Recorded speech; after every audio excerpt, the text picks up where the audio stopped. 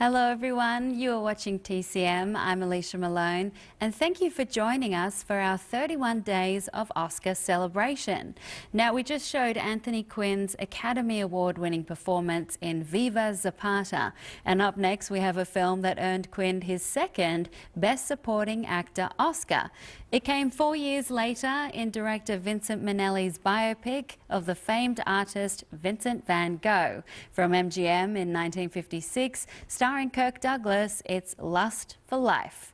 That is such a great title, and this film was adapted from a book of the same name by author Irving Stone.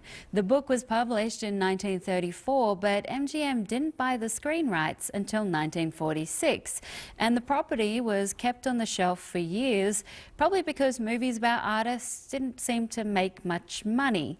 But all of that changed with director John Huston's 1952 film about the life of French artist Toulouse-Lautrec, which moviegoers lined up to see. And then came a major international exhibition of Vincent van Gogh's work, and all of a sudden, Van Gogh was hot. So MGM brought in Vincent Minnelli to direct, and Kirk Douglas, who looks a lot like Van Gogh, was cast in the lead. Oscar winner Anthony Quinn was given the pivotal role of Van Gogh's friend and fellow artist Paul Gauguin. I use the word friend with air quotes because, as you'll see, the two artists had a turbulent relationship. And where Van Gogh often struggled with confidence, Gauguin had a big, boisterous personality. Quinn's role in this film is relatively small, but he owns the screen in all of his scenes.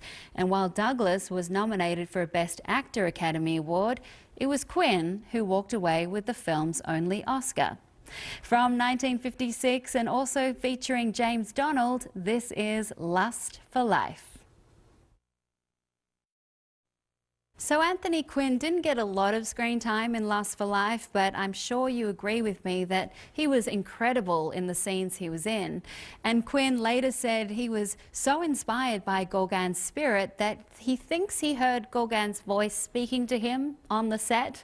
Well, it certainly worked, with Quinn winning the Best Supporting Actor Oscar for this role. And when he got up to accept the award, he was gracious, telling his fellow nominees that acting had never been a competition for him, and he only ever competed with himself.